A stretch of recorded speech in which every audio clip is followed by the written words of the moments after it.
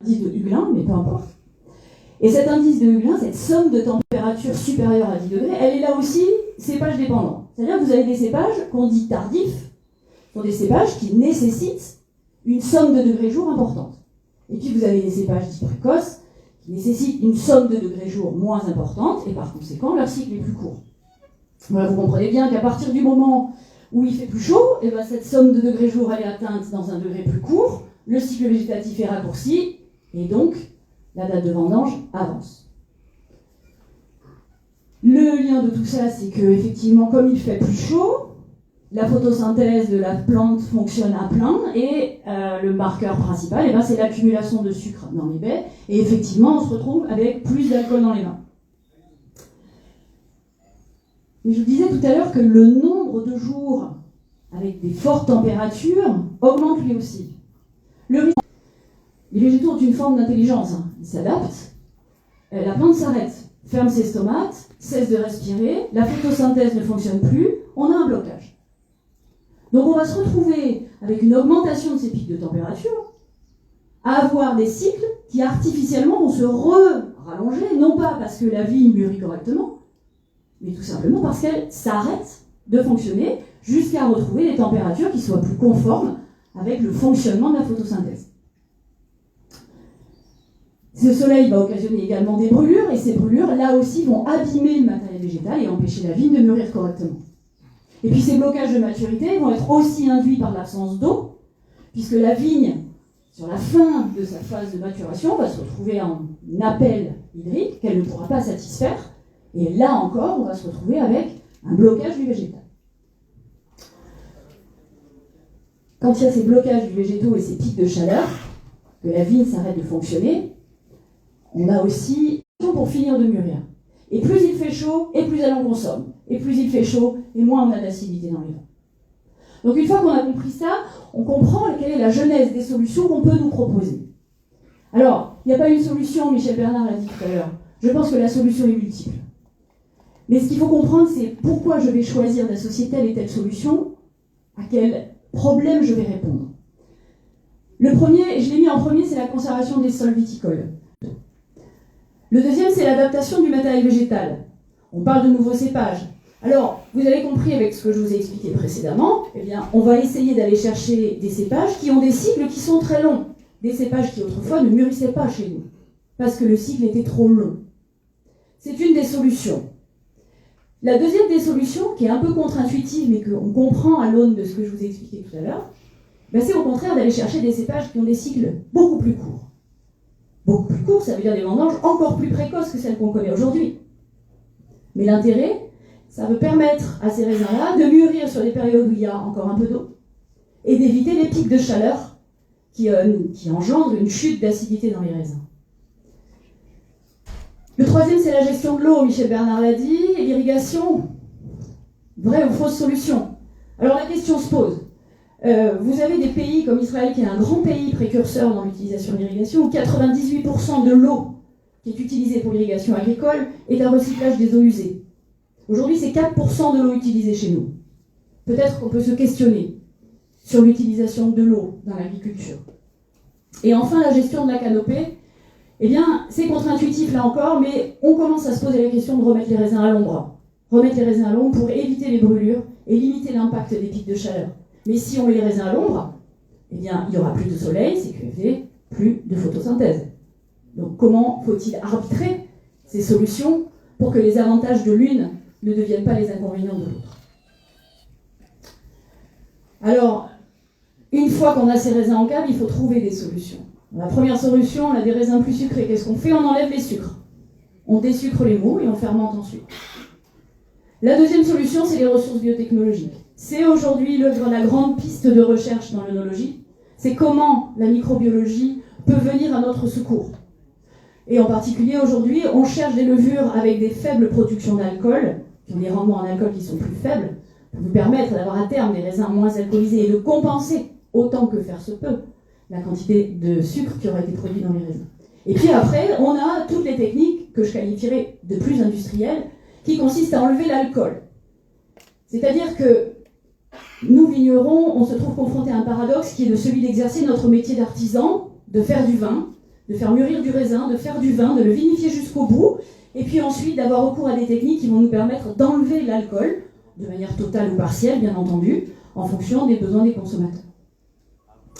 Deuxième chose sur les problèmes d'acidité, rebelote, on va retrouver la microbiologie qui vient à notre secours, et aujourd'hui, il existe des levures et des bactéries qui sont désacidifiantes et qui nous permettent d'acidifier l'eau. Et puis je terminerai par une dernière diapositive. Je vous ai beaucoup parlé d'adaptation au changement climatique. C'est 1 degré, ils existent, on les a, mais demain on en aura combien? Donc au-delà de l'adaptation, il faut aussi réfléchir à l'atténuation du changement climatique. Se pose la question du stockage du carbone. On s'est rendu compte que l'agriculture et les espèces végétales servaient de puits de carbone qui étaient importantes. Alors vous voyez que la vigne, c'est à peu près 35 tonnes par hectare contre 80 tonnes pour une forêt. Alors la question n'est pas de transformer les vignes en forêt, évidemment. Il ne faut jamais perdre de vue qu'une entreprise agricole doit permettre aux vignerons et aux agriculteurs de vivre de leur travail. Mais toute la question, c'est de se dire comment on peut, en réfléchissant nos exploitations autrement, avoir des structures qui soient viables, vivables dans nos campagnes. Alors, l'agroforesterie, on en parle beaucoup. On s'est dit, le stockage du carbone, c'est une des premières choses. Et la deuxième chose, puisque on va potentiellement redessiner de nouveaux vignobles, parce qu'une des pistes, c'est aussi de déplacer les vignobles sous d'autres latitudes, il y a un nouveau système de réflexion qui émerge, qui s'appelle le dessin d'espace, je vous traduis un peu en français, où on est en train de réfléchir à la manière dont peuvent fonctionner des écosystèmes agricoles différents menés côte à côte. Et aujourd'hui, il y a un gros axe de développement, alors c'est ce qu'on met sous le grand terme de l'agroforesterie, mais comment ces cultures peuvent fonctionner ensemble, de quelle manière elles génèrent un bienfait en termes de biodiversité, de rétention d'eau, et bien entendu de rendement suffisant pour que l'agriculteur vive de son travail, j'insiste. Alors à la suite de tout ça, on se trouve aujourd'hui dans la situation qui fait que vous êtes là aujourd'hui et que nous, on a beaucoup réfléchi, c'est que le consommateur, il a des exigences sur la mise en place de toutes ces pratiques. Aujourd'hui, le consommateur, il est impliqué dans la pratique agricole, et je pense que nous devons nous en réjouir. Ça veut dire aussi qu'il faut qu'on tienne compte de ce que le consommateur souhaite, pense, et des convictions qu'il porte. Quel profil de vin il va demander, et ça va être le challenge de mes collègues qui passent derrière moi. À quels éléments sont-ils sensibles? Est-ce que ces éléments de biodiversité entrent en ligne de compte? Comment est la perception des vins avec plus d'alcool, moins d'alcool, plus d'acidité? Comment le métier de vigneron est perçu par les consommateurs? Voilà, c'est un grand débat. Je laisse le soin à mes collègues d'essayer de vous apporter quelques petites réponses. Merci de votre attention. Merci Caroline. Merci pour cet état des lieux. Alors, pour démarrer notre réflexion, parce qu'on n'est pas seulement là pour délivrer une information, mais bien pour la construire ensemble, parce que si quelqu'un avait ici la solution, eh bien qu'il se lève ou qu'il se taise à jamais, comme dit la formule consacrée. Mais on va quand même essayer de réfléchir ensemble avec l'analyse notamment de Jean-Philippe Pérouty, qui est directeur de la branche française du cabinet WSR, c'est le leader mondial de la fourniture de données sur les boissons alcoolisées. Et puis avec nous en visio depuis Dijon, Alejandro Fuentes Spinoza, qui est chef de l'unité économie et droit au sein de l'Organisation internationale du vin. Est-ce que vous êtes avec nous, Alejandro? Oui, bonjour, vous m'entendez très bien, j'espère. Nous vous entendons de façon forte et claire, c'est parfait. Alors, pour démarrer, peut-être juste que vous nous précisiez, s'il vous plaît, rapidement, s'il vous plaît, Alejandro Fuentes, quel est le rôle de l'OIV, s'il vous plaît. Oui, bonjour à tous, très rapidement. Bon, d'abord, je voudrais vous prie de m'excuser pour ne pas être présent aujourd'hui. Comme j'avais indiqué, malheureusement ou heureusement pour nous sommes en plein de déménagement des locaux IV, donc ça m'a empêché d'être aujourd'hui sur place, toutes mes excuses. D'abord, ensuite, je remercie beaucoup l'invitation à cet événement qui est très important et avec une thématique très, très importante pour le secteur vitivinicole. Et troisièmement, oui, très rapidement, l'Organisation internationale de la vigne et du vin, c'est une organisation intergouvernementale en fait, qui est conformée par 50 États membres. Notre principal rôle, c'est l'harmonisation des pratiques des produits vitivinicoles. Oui.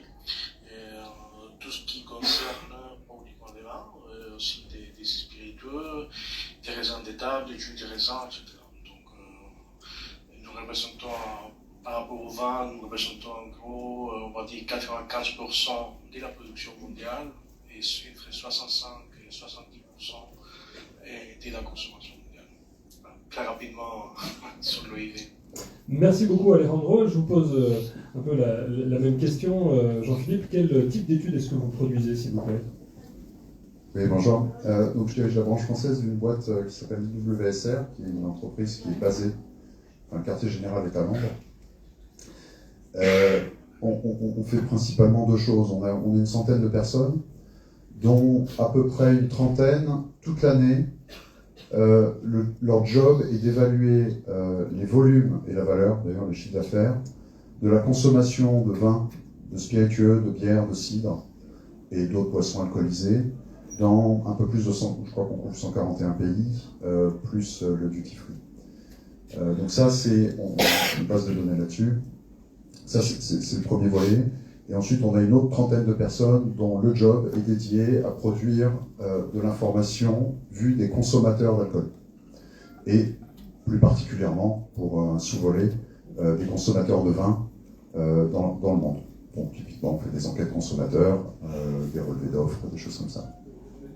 Merci Alejandro Fuentes. Au-delà de ce qu'on sait déjà sur la baisse des volumes de consommation, que peut-on dire de positif sur certains marchés? Oui, bon, c'est vrai qu'on constate depuis quelques temps une baisse de consommation au niveau international. Après, je pense que c'est intéressant de voir ces chiffres-là par pays. C'est-à-dire que vous pouvez voir clairement, par exemple, que les grands marchés comme les États-Unis, de manière générale, peuvent avoir une tendance à une hausse de la consommation dans des principaux marchés au niveau mondial.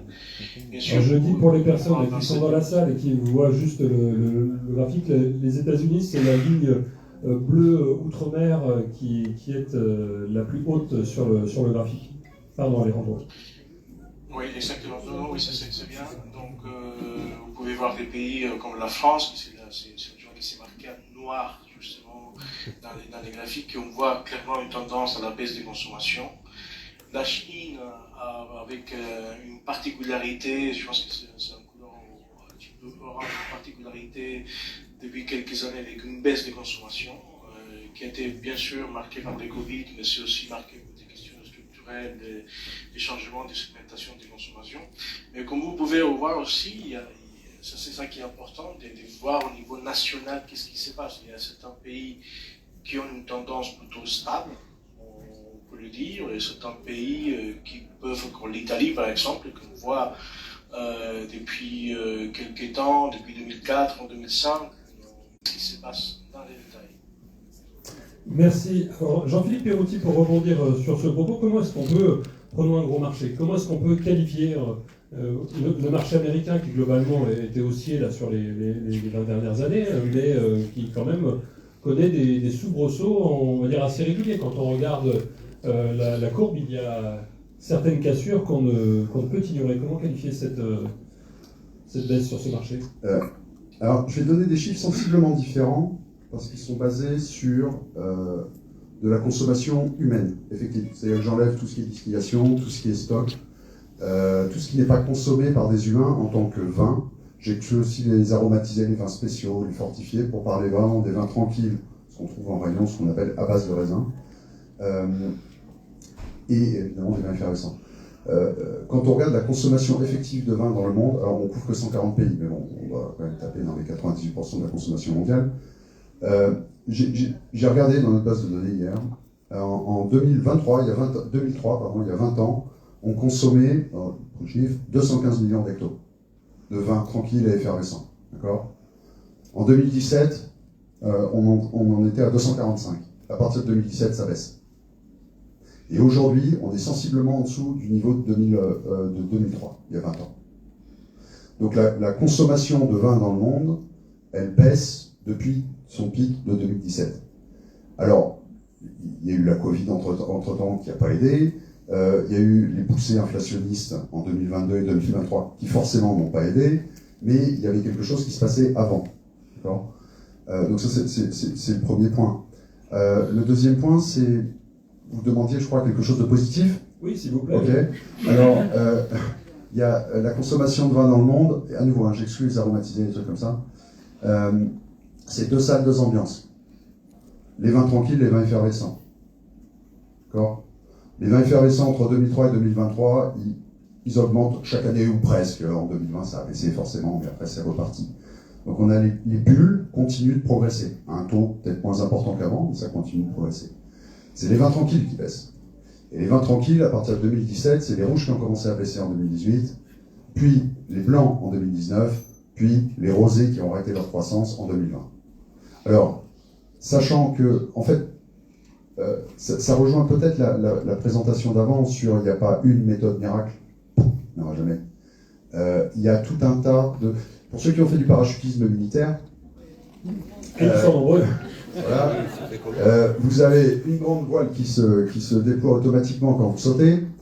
Cette grande voile, c'est les vins rouges. Et à partir de 2017, elle se met en torche. À partir de là, si vous ne voulez pas mourir, il faut ouvrir tout le parachute ventral. Et en fait, dans le domaine vitivinicole, il y a plein de parachutes ventraux. Il y a les blancs et les rosés qui se sont mis récemment, plus récemment que les rouges, à baisser, mais qui baissent 2, 3 ou 4 fois moins vite selon les marchés que les rouges. Alors avant qu'on s'énerve pour les parachutes ventraux, vous dites pas ça pour moi, non? Non, pas du tout. Je parle pour les blancs et les rosés. Les autres, et il y a des explications à ça, pourquoi les blancs et les rosés résistent mieux et où se sont mieux développés. Il y a également les vins bio. Alors, effectivement, les vins bio aujourd'hui dans le monde, c'est peut-être tout mouillé 4 à 5% des volumes. Mais bon, c'était 2% il y a une dizaine d'années. C'est des ordres de grandeur, hein, à peu près. D'autres parachutes ventraux, c'est par exemple alors, ce qu'on appelle les marchés en croissance. Enfin, la croissance s'est arrêtée l'an dernier. Mais qui a été un foyer de croissance dans le monde pour la consommation de vin, c'était plus 100 000 hectos en 5 ans. Donc vous voyez que les foyers de croissance qu'on va trouver dans le monde sont plus petits qu'avant. Ça, c'est la première chose. Et la deuxième chose, c'est pas en faisant soit du rosé, soit je ne sais quoi, que ça va faire la maille. Par contre, il y a tout un tas d'expérimentations à mener, à développer. Il n'en demeure pas moins que le sans-alcool et le low alcool, comme ils disent, faible degré d'alcool, donc les définitions peuvent varier à 7, 8 ou 9 degrés d'alcool, sont des pistes à poursuivre. Ça ne va pas faire 10 ou 20% de la consommation dans 20 ans, mais ça va faire quelque chose. Alejandro Fuentes, il y a un point que je retiens dans l'intervention de Jean-Philippe Perroutier à ce stade, c'est qu'il existe quelque part des poches de conquête auprès du public qui sont inconnues. On parlait de Brésil ou de la Corée du Sud, où on n'avait pas du tout de consommation et où ça se fait aujourd'hui. Oui, juste pour complémenter un peu ce qui vient d'être dit en fait. Bon, c'est vrai qu'on voit différents comportements de consommation, mais aussi de production au niveau international. Mais ces questions-là, je pense qu'il faut les approcher, ou il faut les aborder au niveau macro, mais aussi au niveau micro. Oui. Au niveau macro, on peut regarder clairement, comme je vous dis, on peut voir les grandes tendances au niveau international, les chiffres qu'on appelle les chiffres agrégés. Et encore, juste pour souligner, on voit clairement qu'il y a cette baisse de consommation, mais en même temps, il faut voir les côtés positifs qui a été dit par Guillaume, en fait, je me permets de vous tutoyer, Guillaume, qui est, en fait, on peut voir et l'exemple le plus clair, en fait, aux deux exemples qui ont été cités, c'est cette dualité qu'il y a entre les vins tranquilles et les vins effervescents, ou entre les vins rosés, les vins blancs et les vins rouges. Oui. Ou aussi entre toute cette tendance de consommation qui apparaît depuis quelques années sur tout ce qui est les vins désalcoolisés, partiellement désalcoolisés ou zéro alcool. Oui. Bon. Tout vient se mélanger ici en fait avec une demande des consommateurs qui est de plus en plus complexe. Oui. Parce que les consommateurs ils deviennent soucieux pas uniquement des questions environnementales, sinon qu'ils deviennent soucieux aussi des questions sociales, des questions économiques, bien sûr, et puis est toujours une des principaux facteurs, en fait, dans l'acte d'achat. Donc, dans cette complexité, au niveau macro et micro que j'appelle, il y a toujours la marche pour produire. On sait très bien qu'il y a des pays comme l'Afrique, oui, qui ne consomment pas assez de vin. Des continents. Oui, pardon, les continents, excusez-moi. Il y a aussi une partie de l'Amérique centrale ou certains pays de l'Amérique du Sud aussi qui ne consomment pas non plus, ils n'ont pas une consommation très élevée de vin. Et il faut aussi parler sur les pays asiatiques. Oui. Donc ça c'est au niveau macro, quand on parle des continents au niveau des pays. Et ensuite, je reviens sur ce qu'a dit Guillaume, en fait, très important, c'est qu'il y a toujours une segmentation. Oui, et même une fragmentation dans la consommation. Les consommateurs, il y a différents types de segments de consommateurs, et ça, il faut l'exploiter. Donc, vous pouvez supposer que vous pouvez, déjà en France, c'est très segmenté, c'est très fragmenté, dans d'autres pays, peut-être c'est encore plus. Donc, il faut vraiment saisir les opportunités pour arriver aux différents types de consommateurs et aux attentes de ces consommateurs. Merci. Jean-Philippe Perouti, est-ce qu'il y a des pays qui sont plus sensibles que d'autres aux labels ou démarches RSE, j'allais dire en tout genre, qu'il s'agisse de bio ou autre, puisque on nous dit, certes, comme nous dit Alejandro, d'un côté, nous avons des pays qui ne connaissent pas du tout le vin, on en consomme en fait très très peu, à part dans certains cercles élitistes, voire d'expatriés, et puis on a des pays où la consommation elle est bien installée. Est-ce que le bio est un argument réel de vente aujourd'hui à l'étranger? Est-ce que le RSE, est-ce que certains labels fonctionnent davantage que d'autres? Bon, il y a deux choses. La première, est-ce qu'il y a des pays qui sont plus sensibles au bio que d'autres? Oui, on les connaît. Il suffit de regarder, enfin il suffit, il n'y a qu'à regarder les chiffres de vente. Hein. Ça c'est le premier volet. Je pense l'Allemagne, évidemment le monopole suédois, le monopole québécois. Et alors les monopoles c'est intéressant, le Canada aussi, la Colombie-Britannique, merci, tout à gauche. Voire à l'ouest. Voilà, oui, à l'ouest. Qui sont plus sensibles alors au bio en général et à ce qu'on voit. Alors après, il y a aussi le ressenti des consommateurs. Et ça, on le mesure dans une quinzaine de marchés chaque année, les gros. Hein. Il y a tout ce qui est, en fait, il y a une vraie tendance mesurée sur le bio, plus largement les vins. Alors, attention, je vais utiliser une sémantique consommateur, les vins naturels. Alors, c'est pas nécessairement des vins certifiés. Enfin, les consommateurs canadiens, américains ou suédois ne lisent pas les cahiers des charges réglementaires. Hein. C'est pas leur sujet. Mais naturel, en fait, on voit une vraie tendance vers ça. Une vraie tendance en marketing, dans les lancements de nouveaux produits, pas nécessairement dans le vin, mais aussi dans d'autres catégories, qui est le moins d'intrants, moins de calories et moins d'alcool. Et moins de, ça renvoie aussi à une certaine naturalité du produit, supposée ou avérée, peu importe. Donc, ça s'accorde avec le plus de sous. Pardon. Ouais, ouais, tout à fait. Alors attendez, parce que Alejandro Fuentes ne vous a pas entendu, donc je vais peut-être vous voulez réagir, c'est très bien, je vais vous passer le micro, je vous demande de vous présenter, et puis comme ça tout le monde entendra parfaitement votre propos. Si, je vous en prie, n'ayons de rien, pourquoi? Bonjour à tous, moi je fais du conseil en marketing stratégique et opérationnel auprès des vignerons. Christine. Bonjour Christine. Salut à tout le monde. Je revenais vers vous parce que vous parlez de la tendance -2. Moins de 30, moins de la naturalité, vaste débat. Enfin, pour un biterrois et un parisien, la naturalité, c'est pas la même chose dans une bouteille de vin. Et ce -2 est accompagné de +2, à savoir plus de sous pour sortir la bouteille. Caroline parlait de désalcoolisation des vins. Tout ce processus a un prix. Je vais prendre l'exemple de Pierre Chavin à Véziers. Ces vins sont hors de prix pour avoir quelque chose dans un verre qui est à base de jus de raisin fermenté, mais qui n'est pas du vin. Pardon, j'ai plein de choses à dire en fait. Là, vous parliez de... La question, c'était plutôt un constat, moins à l'intérieur de la bouteille, mais plus d'argent à sortir pour acheter cette bouteille. C'était ça. Alors, la question au fond, c'est est-ce que le prix est un frein aujourd'hui à l'achat, tout simplement? Si on se focalise sur tout tous les arguments environnementaux, compris les vins sans alcool, mais ça c'est horriblement cher parce que c'est horriblement compliqué à faire. Ça c'est un autre sujet. Et là clairement, il n'y a pas les sous, hein, c'est clair. Pour tout ce qui est environnemental et plus largement de développement, parce que ils ont un prix déjà relativement au moins de milieu de gamme, souvent haut de gamme, voire très haut de gamme. Donc la réponse, non, c'est pas un argument suffisant. Mais tout ce qui est développement durable, de toute façon, et ça n'a pas changé pour autant que je sache depuis une quinzaine d'années, c'est vieux, hein, ça date des années 2000, c'est devenu une condition, ou ça va devenir une condition nécessaire pour faire des affaires, mais pas suffisante.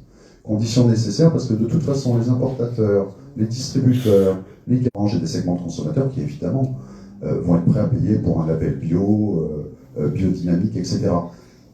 C'est un paradoxe d'ailleurs, parce qu'il y a quelques années, peut-être une dizaine d'années en France, il y a eu un gros développement des magasins bio en France, notamment. Et on s'est aperçu que l'offre en vin était assez réduite, hein, mais on s'est aperçu qu'en fait, ça avait beaucoup de limites, ça. L'offre de vin en magasin bio, parce que les gens qui fréquentent les magasins bio, pas tous, il y en a quand même beaucoup, le noyau dur, mettons, fait attention à sa santé, veut du bien-être, c'est pour ça qu'il achète du bio d'ailleurs, hein, manger moins de pesticides, des choses comme ça, et ce sont des gens qui consomment moins d'alcool que la moyenne. Forcément. Donc il y a un peu des paradoxes. Et pour finir là-dessus, de toute façon, sur 2 points sur cette approche, le développement durable, l'environnement, il y a les faits et les chiffres, hein, Allemagne, Suède, Québec, des pays comme ça, l'Italie, la France, hein, où les vins bio sont très développés. Après, il y a des pays où quand même on détecte une notoriété de ce type de vin, c'est-à-dire j'ai entendu parler, et 2, une approche de je cherche ce type de vin, hein, mesuré dans des enquêtes.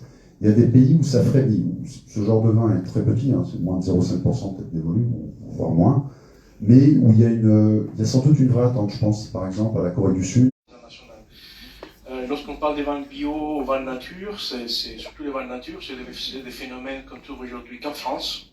Les vins nature, on peut les catégoriser aujourd'hui comme marché niche, aujourd'hui en France, c'est ce qui commence à se développer. La question c'est qu'il n'y a pas de cahier des charges, il n'y a pas une définition pour ce type de produit. Oui, alors ça c'est un problème réglementaire, mais le consommateur il s'en fiche. Il s'en fiche peut-être, mais les consommateurs aussi ils se perdent. Il y a 2 choses à différencier, c'est-à-dire que le consommateur, bien sûr, il est de plus en plus demandant des questions de durabilité.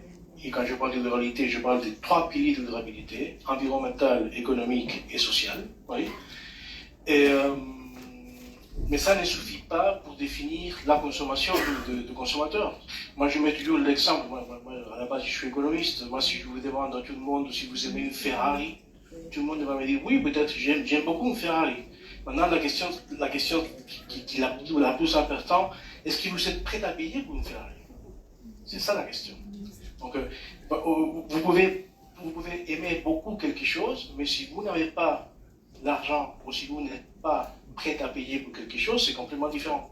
Donc c'est pour ça qu'aujourd'hui, on trouve dans le secteur du vin une segmentation très forte. Vous avez des vins qui n'ont pas beaucoup de labellisation, de certification, etc. Mais vous avez aussi des vins, pas uniquement au niveau français, au niveau international, des vins qui sont certifiés environnemental, certifiés même des fair trade, etc., etc. Et ça veut dire quoi, Alejandro Fuentes? Ça veut dire au fond que pour chaque marché, il faudrait pouvoir adapter une politique commerciale et de marketing, changer l'étiquette pour chaque pays. Alors bon, il y en a pour lesquels il y a une question d'alphabet, donc ça peut être nécessaire. De mon intervention, je pense que si bien on parle toujours des crises structurelles du secteur vitivinicole, on parle toujours de la baisse des consommations, etc., qui sont bien sûr les points négatifs. Oui.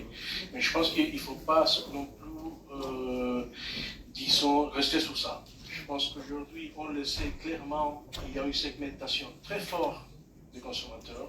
Il y a des consommateurs dans lesquels aujourd'hui on n'arrive pas. C'est-à-dire qu'on n'arrive pas à certaines gammes de consommateurs, certains segments de consommateurs, à faire découvrir les vins. Oui. Ça c'est clair. Oui. Et l'exemple est le plus concret. Je reviens sur cet exemple-là. Si aujourd'hui il existe une demande aujourd'hui en France des vins de nature, s'il existe aujourd'hui au niveau international une demande pour des vins avec moins d'alcool, etc., c'est parce qu'ils sont en train de demander des questions de durabilité. La question alcool est liée à la santé, et la santé est liée à la question sociétale, ce qui est le troisième pilier de la durabilité.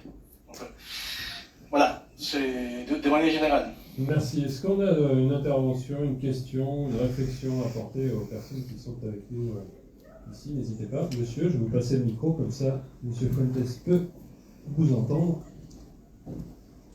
Je vous demande s'il vous plaît de vous présenter. Merci. Je me présente, je suis Cyril Collignot, donc je suis caviste, président de la Fédération des cavistes indépendants. J'avais une question pour la consommation. Quand vous dites la consommation baisse, est-ce que dans vos chiffres, c'est vraiment ce qui rentre dans vos yeux, enfin là, ce qui a été vu, parce que je pense qu'il y a un changement également de... Vendu à un consommateur final ou à une institution publique quand il y a des achats groupés. C'est-à-dire qu'on évacue. Et ça, c'est important, parce qu'il y a eu des... En fait, cette baisse de consommation, il y a eu des arbres qui ont caché la forêt de la baisse de consommation. Et ça a été, par exemple, les phénomènes de stockage. Je peux en parler, c'est une étude qu'on a faite pour nous, parce que les clients nous ont demandé d'expliquer nos chiffres, où on nous expliquait le champagne et le cognac, notamment. C'est passé comme ça. Non, on n'a pas de cette idée de phénomène de garde, on n'a pas de chiffres là-dessus. En toute honnêteté, dans les masses, dans les ordres de grandeur, ça doit aller n'importe où entre minoritaire et marginal. Parce qu'on parle de vins qui doivent faire peut-être 1 ou 2% à des gammes de prix qui réclament pas, c'est pas des vins de grande distribution ou de choses comme ça. Par contre, effectivement, on a une jeune génération, mettons les 18-40 ans, hein, parce que à 40 ans on est encore jeune, et puis c'est ce qu'on appelle la génération X et les milléniaux, qui ont beaucoup plus que leurs aînés, effectivement, une tendance à l'achat sur, comment dire, les Anglais disent on demande, d'impulsion, ou de je sors du métro à Londres, je vais chez le Monoprix local, je prends une bouteille parce que je suis invité chez quelqu'un. Générique, je pense que c'est une mauvaise éducation également du consommateur, en pensant que tous les vins pouvaient se garder, et qu'ils ont stocké, et j'en connais des générations au-dessus de moi, parents et grands-parents, qui ont jeté du vin parce que sur la caisse de 12, ils en ont bu 2, ils voulaient boire le reste au bout de... Merci. Merci à vous. Est-ce qu'on a une autre question, une autre réflexion? Oui, Jérôme Villaret. Merci. Oui, c'était pour recentrer le débat par rapport à l'intervention de Caroline tout à l'heure. Caroline, tu présentais que si on ne fait rien, le climat va changer la typicité des vins. Et si on fait quelque chose, à partir du moment où on touche à quelque chose, on va changer la typicité des vins aussi. Et est-ce que le consommateur il est prêt à accepter le changement de typicité des vins en fait? Est-ce que les vins qui vont arriver demain, est-ce que le consommateur, est-ce que ça ne va pas aggraver la difficulté qu'on connaît aujourd'hui, ou au contraire, ce sera une solution à la difficulté qu'on trouve aujourd'hui?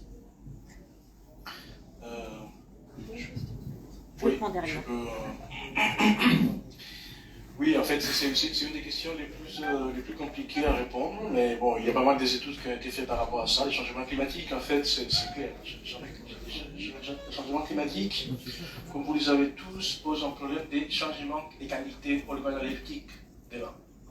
Donc, qu'est-ce que ça veut dire? Ça veut dire qu'aujourd'hui, les vins qu'on est en train de boire aujourd'hui, ce ne sont pas les mêmes vins qu'on buvait il y a 20 ans ou il y a 30 ans. Donc là, on parle des questions de typicité, des questions des différences des qualités organoleptiques, etc.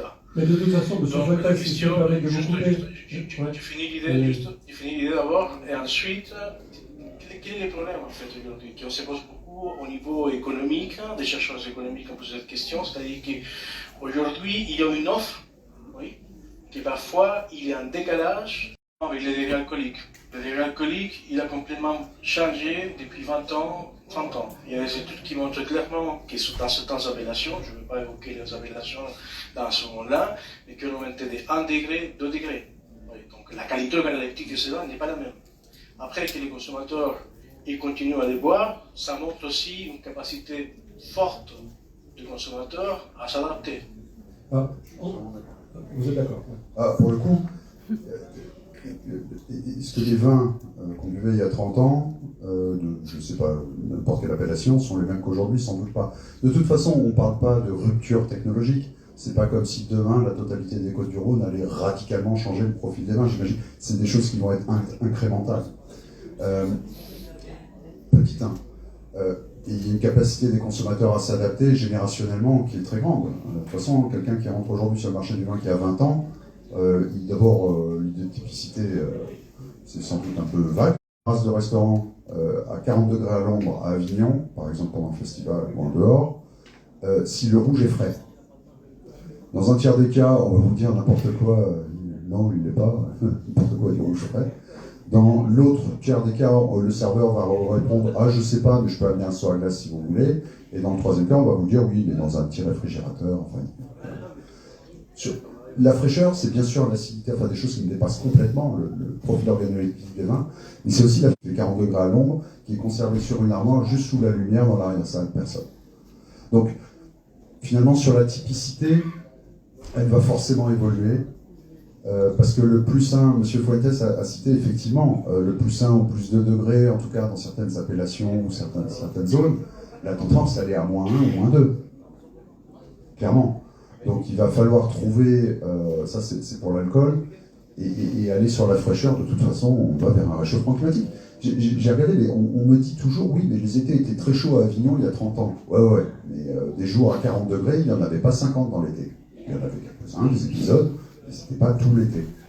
Donc voilà, sur la typicité, après, ils vont s'habituer. Et puis les nouveaux entrants dans la catégorie, alors c'est vrai que la population qui consomme du vin, et ça c'est quasi mondial, vieillit. Donc il y a forcément des consommateurs à s'adapter. Monsieur a parlé, lui. Vin chez un caviste, c'est pour ne pas avoir la même chose que dans la supérette ou le supermarché du coin. Mais si on va chez un caviste, on achète sans doute aussi du vin au supermarché. Donc les cavistes ou ce type de détaillants sont des environnements un peu particuliers. Hein.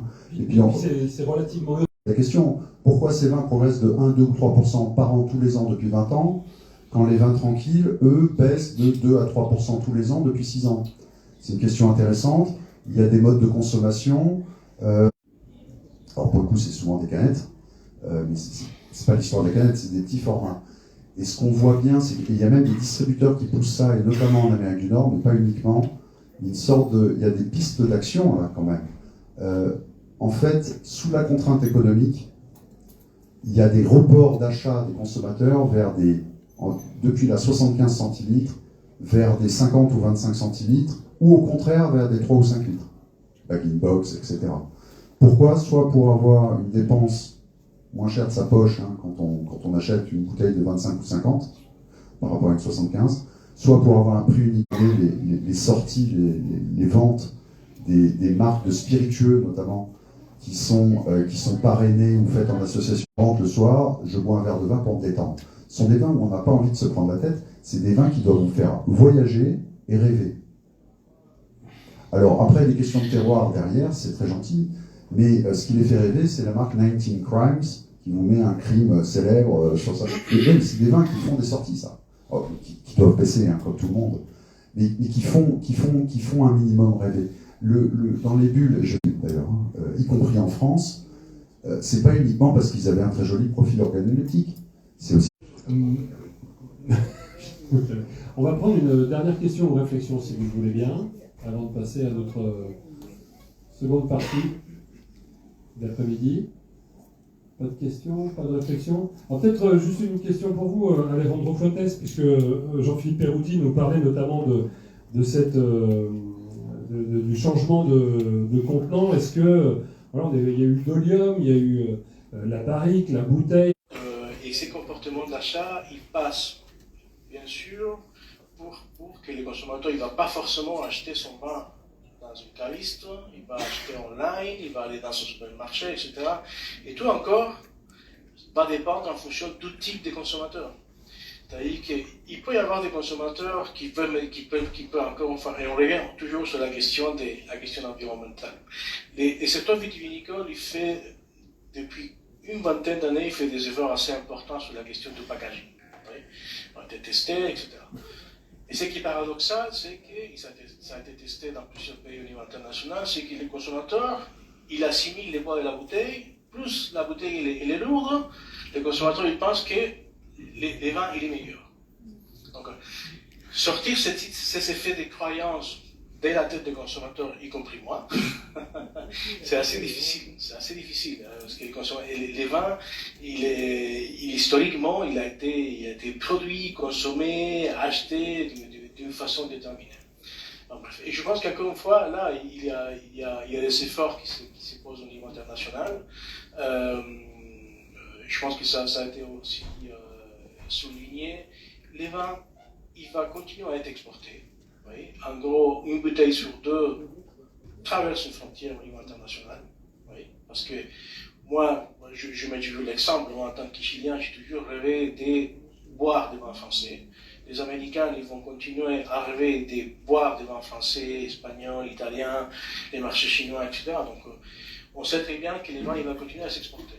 Donc, aujourd'hui, on est en train de réfléchir au niveau national, mais aussi au niveau international, sur des questions pour essayer d'harmoniser un peu et d'appuyer cette question des packaging, bouteilles moins lourdes, et tout ce qui est économie circulaire, tout ce qui puisse donner un signal aux consommateurs, et pas seulement aux consommateurs, sinon de manière générale au secteur dans lequel, encore une fois, on fait des efforts pour répondre à des questions de durabilité.